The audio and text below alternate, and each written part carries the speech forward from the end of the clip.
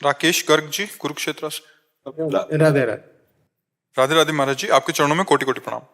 महाराज जी, श्री राधा दामोदर जी का निम्न कोटि का दास हूँ, जो चारों ओर से भयंकर प्रतिकूलताओं से घिरा हुआ हूँ। कई बार ऐसा डर लगता है कि ये प्रतिकूलता मुझे परास्त ना कर दें। कौन सी प्रतिकूलता ऐसी हो सकती है जिसमें आप डर रहे हो? दिमाग स्वस्थ है तो क्या फर्क पड़ेगा? दिमाग बीमार, शरीर स्वस्थ है तो फर्क ही फर्क है। नहीं, डिप्रेशन में नहीं चले जाए। तो आप अपने दिमाग को स्वस्थ रखिए, और जहाँ श्री कृष्ण है वहाँ विपत्ति नहीं। आज के सत्संग में कहा था कि विपत्ति की पहचान क्या है? जब भगवान को भूल जाए। कहे हनुमंत विपत्ति प्रभु सोई, जब तो सुमिरन भजन न होई।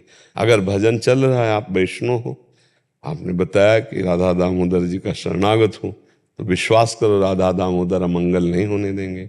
ये विपत्तियां जो हैं वो हमारे किसी कर्मों का फल दे रहे हैं, हम उसको आनंद पूर्वक भोग रहे हैं। राधा राधा राधा, कृष्ण कृष्ण कृष्ण, जो नाम प्रिय नाम जप रहे। अगर नाम चल रहा तो कोई विपत्ति नहीं, और नाम छूट गया तो कोई संपत्ति नहीं। विपत्ति ही विपत्ति है। तो विपत्तियां घेरे जरूर आपको हैं, लेकिन विपत्तियों का प्रभाव आप पर नहीं होना चाहिए, क्योंकि आप भगवान के दास हैं। अगर उसे स्वीकार कर लेंगे तो फिर आप टूट जाएंगे।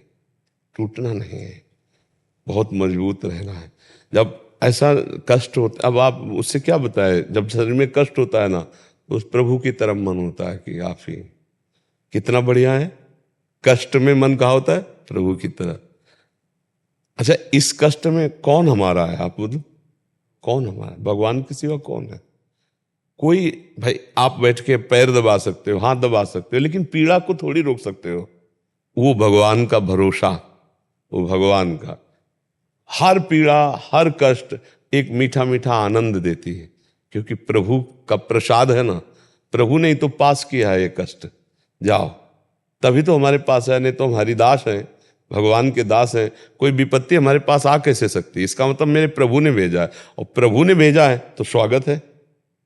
जब मीरा जी को कहा कि गिरधर का चरणामृत है तो पी गए, जबकि दासी ने बताया कि जहर है चरणामृत ने उनका नहीं। जब कहा गिरधर का चरणामृत तो पी गए। तो ऐसे ही हमको हर जहर पीना है। अपमान, निंदा, कर्मों के प्रारब्धानुसार शरीर भोग, हम इनको कष्टों को भोगते हुए, नाम जपते हुए अपने स्वामी के समीप पहुंच रहे हैं। बिल्कुल चिंता मत करो, हमारी प्रार्थना को समझना आप। हाँ बिल्कुल, कोई विपत्ति आपका बाल बांका नहीं कर सकती। आप हरिदास हैं, प्रियालाल के दास हैं। आप, हाँ, परिस्थितियां होती हैं, उस परिस्थिति में भी झांक के देखो, एक रास्ता है जो आनंद का है, वो भगवान का सुन। उस समय बस लग जाओ, कृष्ण कृष्ण कृष्ण कृष्ण, हे करुणा में, हे प्रभु, हे नाथ, मैं आपका हूँ। आप देख लो प्रभु, हम ये नहीं कह रहे कि हमारे कष्ट मिटा दो, लेकिन मुझे ऐसी सामर्थ्य दो कि इस कष्ट में भी मैं आपको याद कर सकूं, आपका सुमिरन कर सकूं।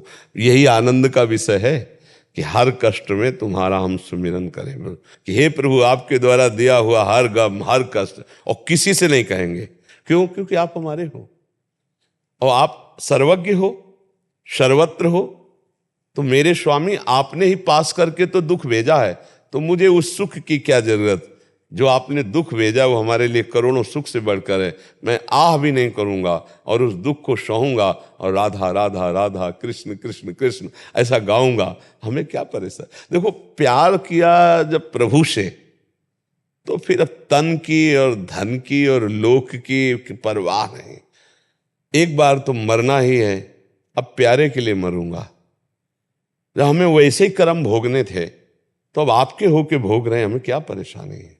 आप मत मिटाओ, लेकिन हमारे दुख में आपकी याद बनी रहे, इतनी कृपा कर दो। ये जरूर मांगना चाहिए कि दुख मिटा दो, ऐसा तो हम नहीं कहेंगे आपसे, आपने भेजा ही है, पर ऐसे दुख में मैं आपकी याद न भूलूं, आपको पुकार पुकार करके जीऊं, इतनी मुझे सामर्थ्य दे दो कि हर दुख में मैं आपका नाम दे। ये बहुत आनंद है। सही आपसे कहते, प्रेम में बहुत आनंद है।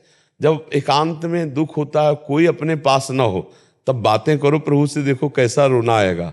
हे नाथ, आपके सिवा कोई, हम भले नहीं देख पा रहे, लेकिन आप तो सुन पा रहे हैं। आप सर्वज्ञ हैं, आप सब जगह हैं, आप सब दर्शी हैं, तो आप मुझे देख रहे हैं। तो प्रभु देख लो, आपके सिवा कोई नहीं। नाथ, मुझे एक सामर्थ्य दे दो कि मैं आपको पुकारूं, आपकी याद में डूबा रहूं, भले और चाहो तो और कष्ट दे दो, पर उस कष्ट में मैं आपको भूलूं नहीं, बस शर्त ये। और जिसको भगवान की स्मृति प्राप्त है उससे बड़ा धन्य भाग कोई नहीं है। शरीर चाहे गलित कुष्ठ से युक्त हो, लेकिन भगवत स्मृति तो आनंद रहता है। और शरीर बहुत स्वस्थ है और विषय विकार नाना प्रकार के पापाचरण, तो कभी आनंद को नहीं प्राप्त हो सकता है। आप तो भाग्यशाली हैं, आप तो भगवान की शरण में हैं, क्या विपत्ति कर लेगी। 4 दिन बाद जितनी जिंदगी है, शरीर छूटा, भगवान के धाम गए, क्योंकि भगवान के रजिस्टर्ड दास है। गुरु ने मुझे साक्षी करके दास बनाया है। जैसे आचार्य नहीं पाणी ग्रहण कराते, तो गुरु ने पाणी ग्रहण कराया है। हमारा और हमारे प्रभु का संबंध कि ये पकड़ो, ये तुम्हारा सेवक है, और देखो ये तुम्हारे स्वामी है। तो अब हमको तो पहुंचना है अपने स्वामी के पास, ऐसा सोचा करो। ये 4 दिन की यहाँ की विपत्ति, जैसे हम विदेश से अपने देश लौटना हो, वहाँ बड़ी समस्या हो, तो हम काट लेते हैं कि यार बस वो तारीख आ रही जाने वाली, बस तब लग सह लेते हैं, हमको यहाँ रहना तो है नहीं, रहना नहीं, क्योंकि देश वीराना है। तो ऐसे ही ये वीराना देश है, यहाँ तो रहना नहीं, हमें तो भगवान के पास जाना है। चलो भैया तुम्हारा मन आता है, तुम गाली दे दो, तुम्हारा मन आ रहा है विपत्ति दे दो, जैसा है हम समय काट लेते हैं। इसके बाद आना तो आपके पास ही है गोविंद, आपके सिवा कोई है ही नहीं हमारा। अब ये आनंद का जो अंदर भक्तों के रहता है ना, वो ये आनंद का विषय रहता है। इसलिए उसी को आप धारण करो, बलवान बनो, निराश उदास। कभी कोई पूछे कैसे हो, बहुत अच्छे हैं, नहीं सुना हमको, अरे नहीं, हमारे ऊपर श्री कृष्ण की बहुत कृपा है। जो आए हुए प्रारब्ध के सुख दुख को भोग लेता है और हर समय भगवान की कृपा मनाता रहता है, उसको भगवान की ऐसे प्राप्ति होती है जैसे अपने बाप की प्रॉपर्टी सरकार के विधान से बेटे को प्राप्त हो जाती है। ये भागवत में लिखा हुआ है। जो अपने प्रारब्ध में आए हुए सुख दुख को भोग लेता है, हर समय भगवान की स्मृति में भगवान की कृपा मनाता रहता है, उसको परम पद की प्राप्ति ऐसे होती है जैसे पिता की संपत्ति पर स्वयं पुत्र का अधिकार हो जाता है, ऐसे भगवत प्राप्ति हो जाती है। जी।